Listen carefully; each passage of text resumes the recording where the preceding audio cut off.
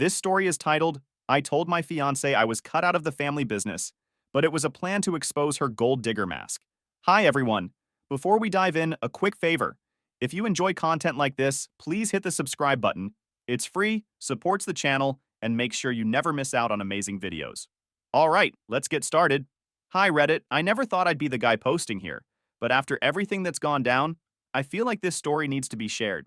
It's about realizing that not everyone you let into your life deserves to stay. I'll start by saying I've always been a guy who takes care of the people I care about. My dad taught me that. He built a real estate development company from the ground up, turning it into something massive. But he also made sure my brother Luke and I earned our way. Summers on job sites, late nights learning the business, it wasn't handed to us on a silver platter. So when I started making good money, I didn't mind spending it on the woman I loved. Enter Monica, my ex-fiancée now. From the moment I met her, she had this energy about her. Confident, stylish, the kind of woman who turns heads without even trying. We clicked right away, and I thought I'd found the one. I'm not going to lie. I liked spoiling her. If she mentioned wanting something, I'd make it happen. A designer bag? Done. Weekend getaways? Sure. Dinner at the nicest places in town? I didn't even blink. It wasn't about showing off or keeping her happy to keep her around. I just believed she deserved the best.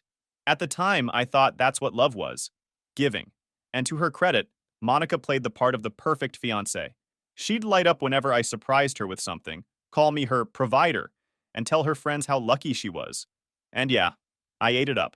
But everything changed when my dad passed away a few months ago. Losing him wasn't just a personal blow. It was like losing the foundation of everything I'd built my life on. He wasn't just my father. He was my mentor, the guy who showed me how to navigate the world. I was grieving, trying to figure out what life looked like without him. And at the same time, I had to step up in the business alongside Luke. It was a lot. Monica, though? She didn't seem to notice or care how much I was struggling. At first, I thought it was just her way of giving me space. She wasn't exactly the nurturing type, but I figured everyone processes loss differently. Except it wasn't just that she wasn't supportive, it was the shift in her focus. Barely 2 weeks after the funeral, she started asking questions about the company. And not the casual, how's work going kind of questions. No, these were pointed, detailed, business-focused questions. When do you officially take over? Who's on the board now? Do you have full control? Is Luke going to try to take a bigger piece of the company?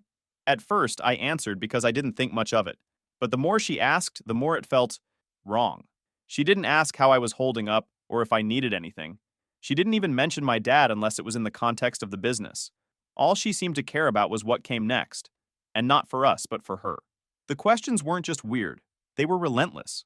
I'd come home after a long day, exhausted from balancing work and grief, and she'd pounce. How much equity do you have now? Do you have final say on contracts? Or does that go through Luke? What about expansion? Are you leading that now? It was like she'd been waiting for this moment. And now that it was here, she wasn't wasting any time. I started noticing other things too. The way she talked about the business, like it was her golden ticket. The way she'd casually mention projects to our friends, dropping hints about how we were growing the company. And don't even get me started on the way she started throwing Luke's name into conversations. Luke's so business savvy, she'd say. You two must make such a great team. At first, I chalked it up to pride, her wanting to show off my success. But the more I paid attention, the more it felt calculated. She started pushing to attend meetings she had no reason to be at, claiming she wanted to learn more about the business. She even suggested hosting a dinner for the board members, saying it would help her build relationships. It was all so transparent. The thing is, Monica had always loved the perks of my lifestyle. But this was different. It wasn't about enjoying the benefits of being with me. It was about positioning herself. She wasn't acting like a fiancé. She was acting like someone vying for a spot on the company's payroll. I didn't say anything at first because I wanted to give her the benefit of the doubt. Maybe this was just her way of coping. Maybe she thought she was helping by being involved. But deep down, I knew better. One night, as we sat on the couch, she casually dropped a line that stopped me cold. So, if something happened and you weren't running the company, what would you do?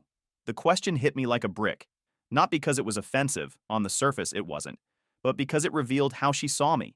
Not as Max, the man she supposedly loved, but as Max, the guy tied to a multi-million-dollar company. I couldn't let it go. It wasn't just the words. It was the way she said it, like she was testing the waters. It stayed with me, gnawing at the back of my mind. Was I being paranoid? Or was there something deeper going on? I started replaying every interaction we'd had since Dad passed. Things I'd brushed off before suddenly felt different. She wasn't acting like someone who loved me and wanted to help me through a tough time. Instead, it felt like she was sizing me up, like she was calculating her next move. It didn't help that she'd become almost obsessed with the company. She'd always known what I did for a living, but she'd never cared about the details before. Now, it was all she wanted to talk about. Whenever we were together, the conversation somehow ended up circling back to work. My role, Luke's role, the board, the projects. One night, we were sitting in the living room, and she was scrolling through her phone. Out of nowhere, she said, "You know, I was reading this article about succession planning. It said family businesses can get really messy if roles aren't clearly defined. Do you and Luke ever fight about who's in charge?"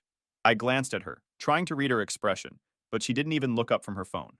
"Not really," I said, keeping my tone casual. "We both know our strengths, and we work together. It's not a competition." She nodded, like that answer satisfied her, but I could see the gears turning. It wasn't the first time she'd brought up Luke. Lately, it seemed like she was more interested in his role in the company than in anything I was doing.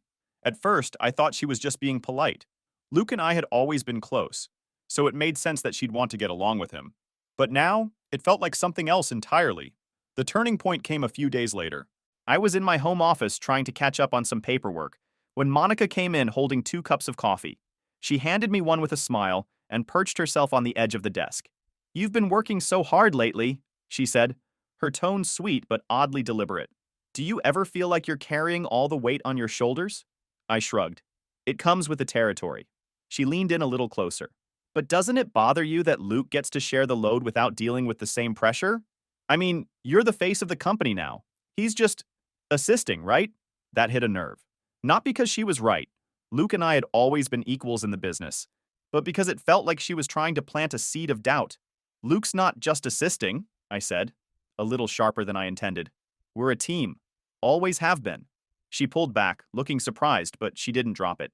"I just think you deserve more credit, that's all. You're the one running the show now." I didn't respond, but the whole conversation left a bad taste in my mouth. It wasn't like Monica to talk about Luke that way. If anything, she'd always been polite and respectful toward him. But now, it felt like she was trying to drive a wedge between us. Or maybe she was testing how much control I really had. After that, I couldn't stop noticing the little things she did. When we went to events, she'd position herself near the power players, laughing at their jokes and slipping into their conversations like she belonged there. At home, she'd casually ask me about deals and contracts. And whenever Luke came up, she'd find a way to steer the conversation back to his role in the company. The worst part was, I couldn't talk to anyone about it. Luke would have called her out immediately, and I wasn't ready to go there yet.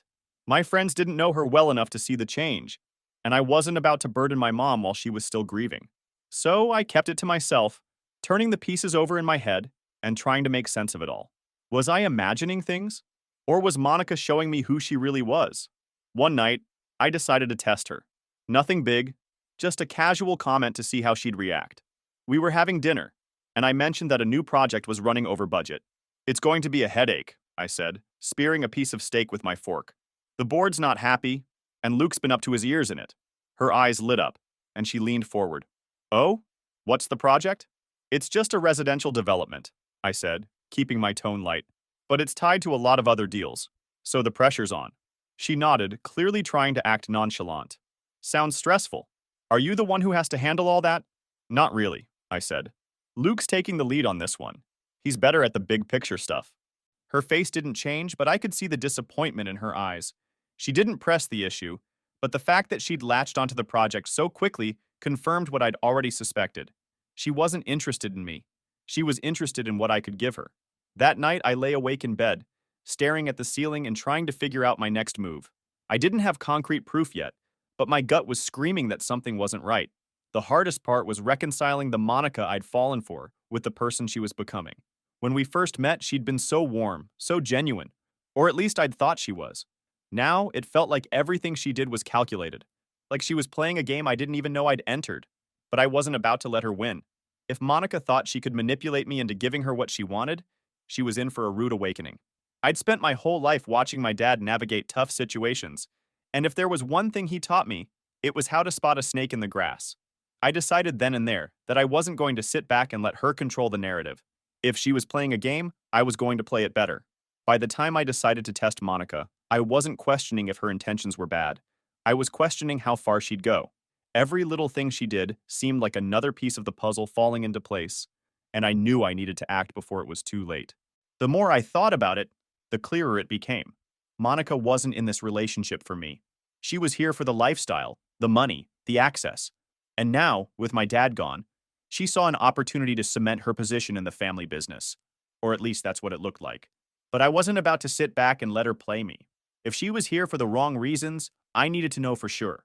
And the best way to do that was to create a scenario where her true colors would shine through. I spent a few days planning how I'd do it.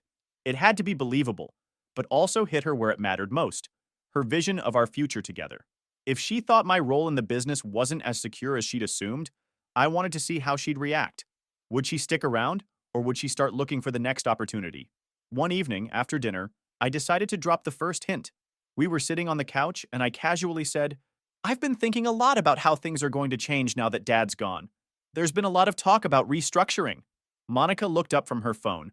Her interest clearly piqued. "Restructuring? What kind of restructuring?" I shrugged, keeping my tone nonchalant. "Oh, just a few shifts here and there. Nothing major. It's mostly about making sure everything's running smoothly." She nodded, but I could tell she was waiting for me to say more. Over the next few days, I started dropping more breadcrumbs. Little comments about the board, how decisions were being made, and how my role might not be as secure as she thought. I wasn't outright lying, but I was definitely painting a picture that would make her question my future in the company. Finally, one night, I decided to lay it all out.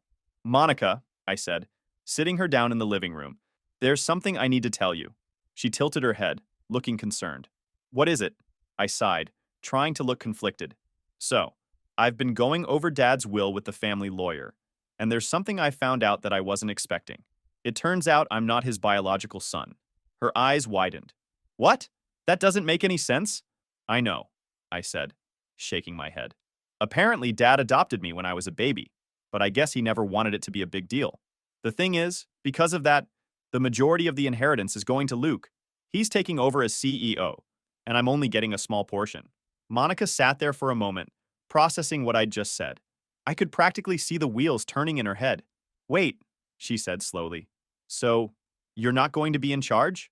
I shook my head.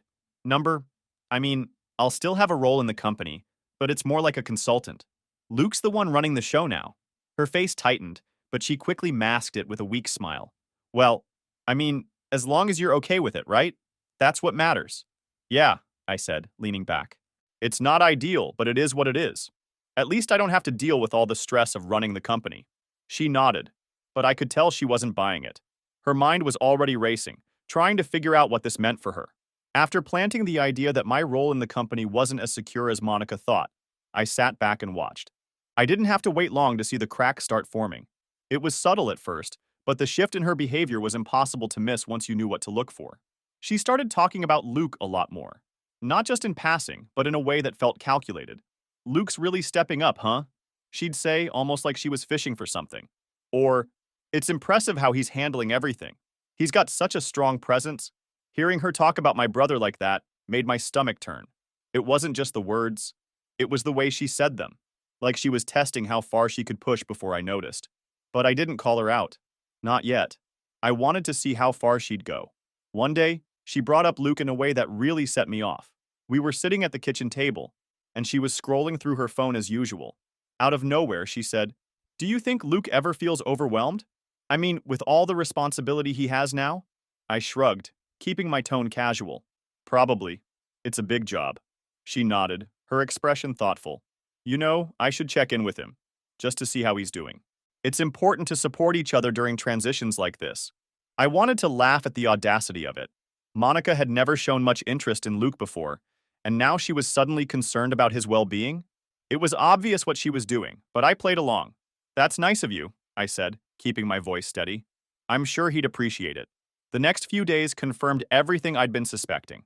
She started texting Luke more frequently, always under the guise of support. At first it was harmless stuff, articles about leadership, little comments about how impressed she was with his work, but then it got bolder. One night, Luke forwarded me a message from her. It read, "I admire how decisive you are. You're so good at taking charge. Max is great, but you have this natural confidence that's really inspiring." Reading it made my blood boil, but I held back my anger. I wanted to see how far she was willing to take things. Over the next week, the messages became more personal. She'd ask Luke how his day was going, share stories about her stressful schedule, and even start dropping compliments about his appearance. "You always look so sharp in meetings," one of her texts read. "It's really impressive." Then came the photos. They weren't inappropriate, at least not overtly, but they were clearly meant to get his attention. One was of her at a high-end coffee shop captioned, "This place made me think of you. We should grab coffee here sometime." Another was of her in a sleek outfit saying, "I was thinking about wearing this to the next event. What do you think?" It was painfully transparent. Luke and I had always been close, and he didn't hold back when he showed me everything. "She's not even trying to be subtle," he said, shaking his head. "You sure you don't want me to say something?" "Not yet," I told him. "I want to see how far she'll go." The final straw came when Monica showed up at Luke's office unannounced. He texted me as soon as she arrived, saying she'd claimed she was in the area and wanted to stop by to check on him. She brought him coffee and sat in his office for nearly an hour, talking about the company and how impressed she was with his leadership. "She's laying it on thick," Luke said when he called me afterward. "At this point, it's like she's auditioning for a role." That night, Monica came home acting like nothing had happened. She kissed me on the cheek, asked about my day, and curled up on the couch like everything was normal. But I couldn't even look at her the same way. She wasn't the woman I thought I was going to marry. She wasn't the person I'd fallen in love with. And now that I'd seen her true colors, I couldn't unsee them. The most shocking part was how easy it had been for her to switch gears. The moment she thought my position in the company was shaky, she started angling for Luke. It wasn't about love or loyalty, it was about what she could get out of it. I spent the rest of the week documenting everything. Luke and I kept a record of her texts, photos, and visits. I wanted to make sure that when the time came, there'd be no room for her to deny what she'd done. She thought she was being clever, but she didn't realize that we were one step ahead. By the end of the week, I had more than enough proof to confront her, but I wasn't ready to pull the trigger just yet. I wanted to see if she'd dig herself in even deeper. The way she acted around me was almost comical. She still played the role of the supportive fiancé, asking me how work was going and pretending to care about my stress. But her questions always had an edge to them, like she was fishing for something. "What did the board say about the new project?" she asked one night. "They approved it," I said simply. "That's great," she said, her tone a little too cheerful. "Did Luke present it? He's really good at that kind of thing." It took everything in me not to roll my eyes. "Yeah, he did a great job." Her smile faltered for a second, and I could see the disappointment behind her eyes. She was trying so hard to act like she cared about me, but her true motives were written all over her face. By now, I wasn't just angry. I was disgusted. The woman I thought I knew was gone, replaced by someone who would do whatever it took to climb the ladder. She wasn't my partner. She was a parasite. But I wasn't about to let her win. The pieces were all in place and the trap was set. Now it was just a matter of time before she realized she'd been caught. By the time Monica agreed to meet Luke at his apartment, I knew she had taken the bait. Every step she'd taken over the past few weeks had been more desperate, more blatant. Now she thought she was closing in on her next move, but she had no idea we were way ahead of her. The plan was simple. Luke invited her over under the pretense of discussing the company. He told her he wanted to go over some ideas about the business, especially since he was the one running things now. Of course, Monica jumped at the opportunity. She made sure to ask if I'd be there, and when Luke casually said I'd be busy, her response was a little too eager. "Oh, perfect. That works out." The day of the meeting, I was already set up at Luke's apartment before she arrived. Luke lived in a sleek high-rise with a great view of the city. Exactly the kind of place Monica would have pictured herself living if she played her cards right. I was tucked away in one of the spare bedrooms, phone in hand, ready to record everything. We didn't need a lot of elaborate prep. Monica was so caught up in her own schemes that she didn't bother being cautious. When the doorbell rang, I stayed completely still as I heard Luke let her in. "Wow," Monica said, her voice bright and sugary. "Your place is amazing. I don't remember it being this nice last time I was here." Luke laughed. "Yeah, well, I had a few upgrades done recently. Gotta keep things sharp." Her heels clicked against the hardwood as she walked further inside. "I brought this for you," she said, and I could hear her setting something down on the counter. Luke later told me it was a ridiculously expensive painting. Who brings a painting to a casual business talk? Monica, that's who. From my spot in the spare bedroom, I had a perfect view through a small gap in the door. Monica had dressed to impress. Tight red dress, perfectly styled hair, and makeup done like she was heading to some high-end gala instead of a simple meeting. She had that smile on her face, the one she used when she wanted something, and it was nauseating to see it directed at Luke. The conversation started out harmless enough. She asked how he was handling the new responsibility and complimented his leadership skills. She leaned forward slightly as they talked, her body language almost screaming, "Look at me, I'm here for you." Luke, to his credit, played it cool. He didn't give her much, just enough to keep her talking. "You're really good at this," she said after a few minutes. "It's no wonder your dad trusted you with everything. You've got such a clear vision for the company." "Thanks," Luke replied casually, like he wasn't even fazed. She laughed lightly. "I mean it. Not everyone has that kind of presence.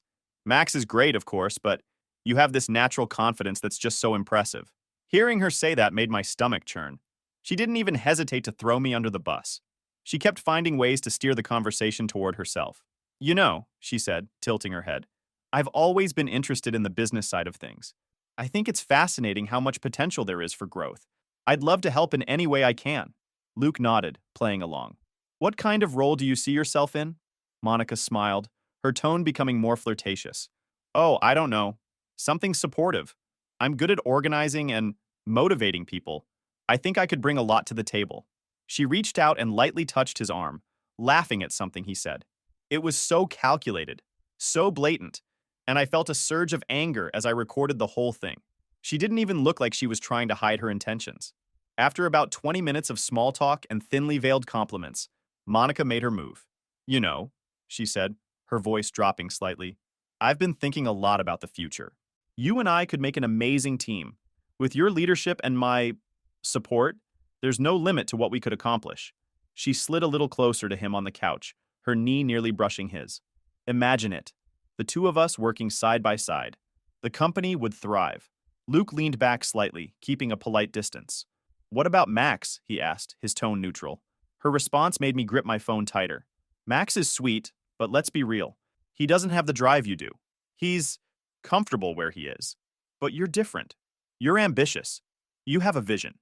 My fists clenched as I recorded her words. She had no idea she was digging her own grave. Then came the final move. She placed her hand on Luke's shoulder, leaning in just slightly. "I think we could do great things together, Luke. Don't you?" Luke glanced at his watch, keeping his cool. "You know, I just remembered I have to head out soon. Something urgent came up." Monica blinked, clearly caught off guard. "Oh, well, I guess we can pick this up another time." Luke nodded, already standing up and moving toward the door. "Yeah, for sure. Thanks for stopping by." I stayed hidden until I heard the front door close behind her. When I finally came out of the room, Luke looked at me and shook his head. "She's unbelievable," he said. "You got all that?" "Every word," I replied, holding up my phone. I couldn't even feel angry anymore. Just a cold, quiet satisfaction. She thought she was playing us, but now we had everything we needed to expose her for who she really was. The day of the unmasking arrived, and I won't lie. I'd been looking forward to it.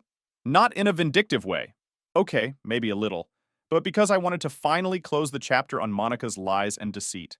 I'd spent weeks gathering evidence, watching her maneuver, and pretending everything was fine. Now it was time to put all the cards on the table. The setting couldn't have been more perfect. A family dinner to celebrate my dad's legacy. It was the kind of event where everyone close to the family showed up. Extended relatives, business associates, and even a few board members from the company. Monica had, of course, insisted on being there. "It's important to show your family that we're united," she'd said, her tone oozing with self-importance. She arrived dressed to impress, wearing a designer dress I'd bought her months ago. She looked every bit the part of a supportive fiancé, poised, polished, and ready to charm anyone who crossed her path. But I knew the truth. Beneath that perfect exterior was someone who was about to have her entire facade ripped apart. Luke and I had planned everything carefully. We weren't going to cause a scene or turn the dinner into a public spectacle, but we wanted everyone who mattered to see Monica for who she really was. The evidence was ready. Screenshots of her messages, recordings of her conversations, and even the video from Luke's apartment. There was no way she could talk her way out of this. The evening started off normally enough. Guests mingled, and everyone was reminiscing about my dad. Monica played her part perfectly, laughing at the right moments and nodding along to stories she didn't even know. I kept my distance, letting her enjoy her last moments of pretending she belonged in this world. When dinner was served, the real show began. Luke stood up to give a toast, his voice calm and steady as he spoke about our dad's legacy and the values he instilled in us. Monica looked positively glowing, probably thinking she was about to ride the coattails of that legacy into her dream life. But then Luke's tone shifted. "There's something else I want to address tonight," he said, glancing around the room. "It's not easy to talk about, but I think it's important for everyone here to know the truth." The room went silent, all eyes on him. Monica tilted her head, a slight frown crossing her face. She didn't realize what was coming. Not yet. As you all know, my brother Max has been through a lot recently. Losing dad, stepping into new responsibilities, it hasn't been easy. And through it all, he's had the support of someone who was supposed to stand by him no matter what. Monica smiled, probably assuming Luke was talking about her in a positive light. Her hand even moved to touch my arm, like she wanted to bask in the attention. "But," Luke continued, his expression hardening, "sometimes people aren't who they appear to be. And unfortunately, Max has learned that the hard way." That's when I stood up. "Monica," I said, turning to face her, "I think it's time we had a real conversation about your intentions." Her smile froze, and her hand dropped from my arm. "What are you talking about?" she asked, her voice shaky. I pulled my phone out of my pocket and held it up. "This," I said, tapping the screen to play the recording from Luke's apartment. The room filled with her voice as she praised Luke's leadership, criticized me, and suggested that the two of them would make a great team. Her face went pale as the recording continued, the weight of her words hanging in the air. By the time the audio reached the part where she called me sweet but comfortable and leaned into Luke for her final pitch, she looked like she wanted to disappear. When the recording ended, the room was dead silent. All eyes were on Monica, who was now stammering and looking around frantically. That's not what it sounds like," she said, her voice high-pitched and defensive. "You don't understand. This is a misunderstanding." "Is it?" I said, my tone cold. "Because I have screenshots of your texts too. You were planning this from the moment you thought I wasn't the one in charge." She turned to Luke, her expression desperate. "Luke, tell them. You know this isn't what it looks like. I was trying to help." Luke didn't even flinch. "Help? By trying to undermine Max and position yourself as my partner? That's what you call help?" Her parents, who had been sitting across the table, looked horrified. Her mother's face was red with embarrassment, while her father leaned forward, his expression a mix of anger and disbelief. "Monica," her father said, his voice low and stern. "What is he talking about? Is this true?" "Dad, no, it's not true," she said, tears welling in her eyes. "They're twisting everything. They're trying to make me look bad." I stepped closer, my voice calm but firm. "No one's twisting anything. These are your words, Monica. Your actions. You made your choice when you decided to betray me, and now you're facing the consequences." She broke down then, crying and pleading. "Please, Max, you don't understand. I was scared about our future. I didn't know what was going to happen, and I panicked." I shook my head, my voice steady. "You didn't panic. You calculated. You saw an opportunity, and you went for it. But you underestimated me, and my family." Her parents looked like they wanted to crawl under the table. Her father stood up abruptly, muttering apologies to me and Luke before turning to his daughter.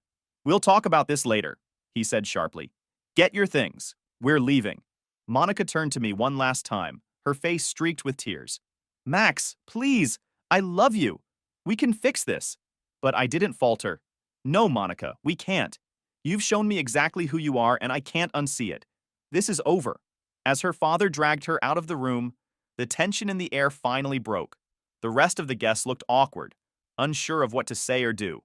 Luke clapped me on the shoulder, his way of saying, "You did the right thing." After dinner, a few people came up to me, offering their support. Some were shocked, others unsurprised. But everyone agreed on one thing. Monica had no place in my life, or in our family. That night, as I lay in bed, I felt a strange sense of relief.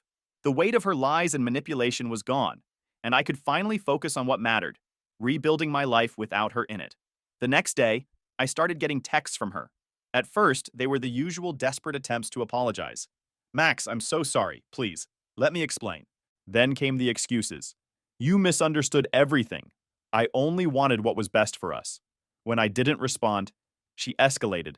"I can't believe you'd betray me like that. After everything we've been through." I blocked her number, but she found other ways to reach out. Emails, messages through mutual friends, even handwritten letters left at my door. Each one was more frantic than the last. She alternated between begging for forgiveness and accusing me of ruining her life. It was exhausting, but I refused to engage. She didn't deserve a response, and I wasn't going to waste any more energy on her. Then, a week later, she dropped the news. I was sitting in my office going over some paperwork when an email from Monica popped up in my inbox. The subject line read, "You need to know this." Against my better judgment, I opened it. Inside was a single line. "I'm pregnant, Max. It's your baby." I stared at the screen, trying to process what I was seeing. My first reaction wasn't shock or panic. It was disbelief. This was Monica, the same woman who had lied, manipulated, and betrayed me at every turn. There was no way she was telling the truth now. This wasn't about a baby. This was her last-ditch effort to regain control. Still, I couldn't ignore it completely. I forwarded the email to Luke with a short message. "Look at this nonsense." A few minutes later, my phone buzzed. It was Luke calling me. "Did you respond?" he asked. "Nope," I said. "And I'm not going to." "She's full of it." "Good," he said. "She's probably hoping you'll freak out and go running back to her. Don't give her the satisfaction." I wasn't planning to. I knew Monica well enough to see through her game. She'd lied about everything else. Why should this be any different? But Monica wasn't giving up that easily. Over the next few days, she started contacting my family. She called my mom, claiming she was pregnant and terrified about what to do. She even reached out to Luke, saying she needed to talk to him about the future of our family. Luke shut her down immediately. "If it's Max's, get a paternity test," he told her flatly. "Otherwise, stop wasting my time." When that didn't work, she turned to her own parents. I don't know exactly what she told them, but whatever it was, it didn't fly. By then, her parents were already furious with her over the scandal at the dinner. Her dad had apparently been receiving calls from people in their social circle, asking what had happened and why their daughter was being talked about in such unflattering terms. For a family as proud and image-conscious as hers, it was the ultimate humiliation. After one particularly heated argument, her parents kicked her out. She showed up at my apartment that same night, pounding on the door and yelling for me to let her in. When I didn't answer, she slumped against the door, crying loudly enough for my neighbors to hear. "Max, please," she sobbed. "I have nowhere else to go. I need you. We can fix this. For the baby's sake." Eventually, one of my neighbors came out and told her to leave. She screamed at them, calling them names, but she finally stormed off, muttering about how I'd regret this. That was the last time I saw her in person, but her attempts to contact me didn't stop. She kept sending emails, insisting she was pregnant and needed my help. I ignored them all. A few weeks later, I heard from a mutual acquaintance that Monica had been staying on friends' couches, trying to scrape together enough money to get by. Her parents had completely cut her off, and word of her behavior had spread far enough that most people didn't want anything to do with her. She'd gone from living a comfortable, glamorous life to struggling just to survive. The last email I got from her came about a month after the dinner. It was long, rambling, and full of contradictions. She said she was sorry, that she loved me, that she hated me, that she was pregnant, that she wasn't pregnant but might be, that she couldn't live without me, and that she hoped I burned in hell. It was the most unhinged thing I'd ever read, and I deleted it without replying. Now, months later, my life is peaceful again. I've moved on, focusing on the things that truly matter: my family, the business, and my own happiness. Luke and I are closer than ever, and the company is thriving under our leadership. Every now and then, someone will ask about Monica, and I'll just shrug and say, she's in the past. Because that's exactly where she belongs. In the past. Her greed, her lies, her manipulation, it all led to her downfall. She thought she could play me, but in the end, she only played herself. I know who I am, and I know what I deserve. And it sure as hell isn't someone like her.